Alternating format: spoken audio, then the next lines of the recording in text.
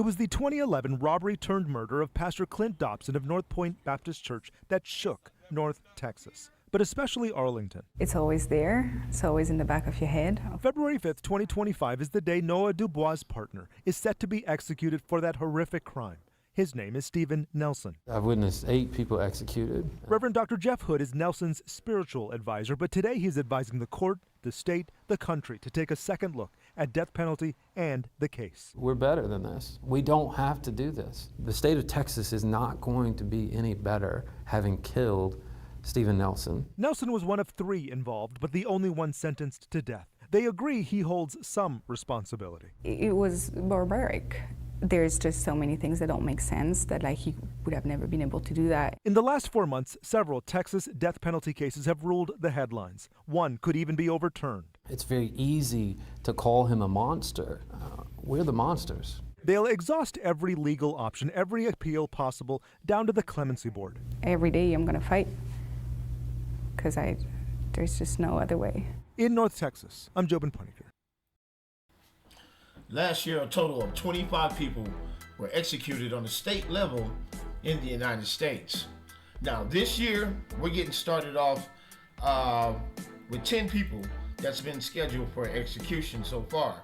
Now, if you've seen my video of Marion Bowman, he's scheduled for execution on January 31st. And if you haven't seen that video, you need to go check that out. And right after that, we have next, coming in from Texas, out of state of Texas, is Steven Nelson. Now, Steven Nelson, if we're gonna get, that was the clip you just heard at the beginning of the video, where he killed that pastor and critically injured the assistant, right? But there's a little bit more to the story. Let's, he did an interview with the AP, and we can actually read this interview because there's a little bit more to the story, and we can actually see what he has to say. Now, in this picture that you're looking at right here, he took this photo on December 5th, 2012 in Texas on death row. His name is Steven Lewayne Nelson. And he's only 25 years old and was convicted of the capital murder that you just seen in that clip, right? And was sent to death row, for the slaying of the Arlington pastor during a robbery. Now, Steven Lewayne Nelson sat calmly in a visiting cage in Texas and displayed none of the violent murderer described psychological evaluation as a man hooked on mayhem, right? Because they're saying this guy's just straight off, and he doesn't look like it, right? To me, he doesn't look like he's, he looks really calm in this photo right here. Now, Nelson savagely beat and suffocated a young pastor at a North Texas church. Now, he was later accused of strangling a mentally ill inmate while he was in custody. Now, this dude is just, he's off the hinges, right? So now he ended one of the Fort Wayne's most publicized trials by breaking a water pipe in a holding cell, flooding the courtroom with foul black water. That sounds like, when you say foul black water, that sounds, you know what that sounds like to me, man. So let's hear what he has to say, when he did this interview. Okay, now this is coming straight from Steven Nelson. Now he says, "I've really got anger problems. Now, anything can set me off since I've been on death row." That's what Nelson says. But Nelson takes issue with being labeled a crime addict and maintains he didn't kill anyone. In the 2 months since arriving on death row, he said he has not had any violent episodes and is trying to maintain his behavior. Now, Bob Gill, the Tarrant County Assistant District Attorney who prosecuted Nelson, predicted the prisoner's serenity is only temporary. It's just temporary, right? So, don't let him pull the wool over your eyes, right? And as soon as he gets any indication of opportunity, he will be violent again. That's what Gill said. It's not a tribute to Mr. Nelson if he's not being violent on death row. He said it's a tribute to the procedures that they've implemented at death row that's keeping this dude in check, right? Now, Nelson was sentenced in mid-October to die for the robbery slaying of an Arlington pastor and the severe beating of a church secretary. Now, he's locked up alone in his cell for 23 hours a day at the Palunsky, I hope I'm saying this right, Palunsky unit of the Texas Department of Criminal Justice. Now, during the 24 hours, he's only out for 1 hour, and that's just for recreation, right? And he's out there by himself.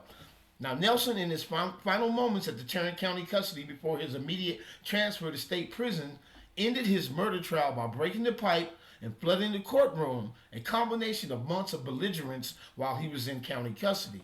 Now, days before the sprinkler incident in the holding cell, after jurors convicted him of capital murder, he broke an electronic shock cuff from around his ankle. And the jurors were shown a video of him screaming and fighting against the shackles in the Tarrant County Jail last summer while awaiting trial. He also denied accusations that he was responsible for strangling a mentally ill county jail inmate. Now, they're not saying if the dude died. I don't think the dude died. I think he just strangled him, and because they didn't say anything about the mentally ill county jail inmate dying, you know. Now, he insisted, as he did during his trial testimony, that there was others responsible for the killing of Pastor Clint Dobson, who was 28 years old, in the beating of the church secretary, Judith Elliott, who survived despite being left for dead, right? Well, you know, there was, I believe, 2 or 3 other people with him, right? But he was the only one to get convicted of the death penalty. Now, Nelson said he was merely a lookout standing outside the North Point Baptist Church while 2 companions were inside committing the robbery. One of the other men was arrested and then cleared by police. It was taking so long, so I came in, he said, on the March 3rd, 2011 robbery slaying. 2 people were on the ground and they were still alive. He said he spotted a laptop, computer, and grabbed it, and he began looking for the satchel for the laptop. There was blood on the floor where he reached down, he said, accounting for the itty-bitty drops of blood that were on my shoe. DNA from the blood on his Air Jordan shoes, plus other evidence, tied him to the crime. Testimony showed Nelson stole the car belonging to the secretary. Okay, bro. Now, if you say you wasn't guilty of the murder, the things you did after they were supposedly killed by somebody else makes you look extremely guilty of the murder. Now, when he arrived at the Texas Department of Criminal Justice Byrd Unit in Huntsville, the first stop for inmates in the state correction system before they reached death row, outside of Livingston, East Texas, Nelson said he surrendered a tiny key he concealed for 21 months while held in Tarrant County. It enabled him to remove handcuffs and ankle restraints when he was taken to the visiting area. They wondered why I kept getting out of my handcuffs, he said. Texas prison officials said he hid the key by attaching it to his genitals. Now, I know I made a lot of bad choices as a preteen and as a teen, but I'm not a murderer, Nelson said. I have good traits about myself. Really?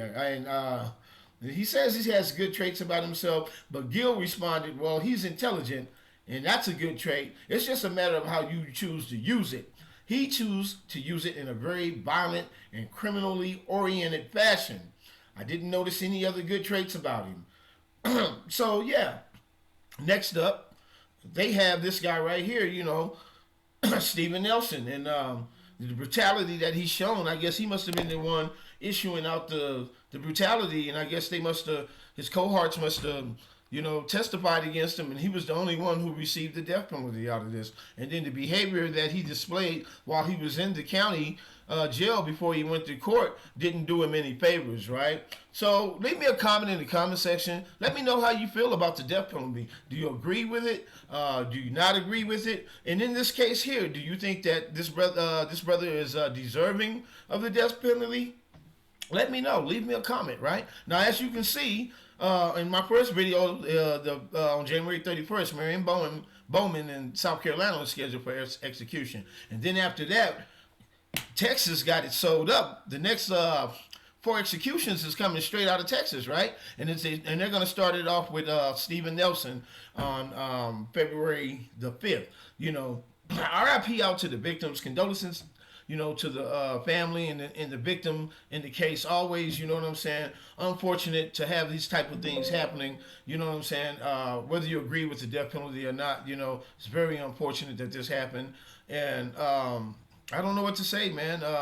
You know, February 5th, Stephen Lewayne Nelson, he's next up. There's 10 scheduled executions so far for the United States in 2025. And you know, we have a new president coming in, Donald Trump. Donald J. Trump is an advocate for the death penalty for federal inmates. So I'm gonna check into that. I'm gonna do my research and due diligence, and I'm gonna find out who's on the next list for if there's any scheduled executions for the federal level, because if it is, them guys are probably really nervous right now, because Donald J. Trump is a very big advocate for federal executions, period, in the United States, man. He is. So, Rowdy Nation TV, do me a favor, click that like button, subscribe to the channel, hit the notification bell, so anytime I drop a video, you guys can be notified. We out.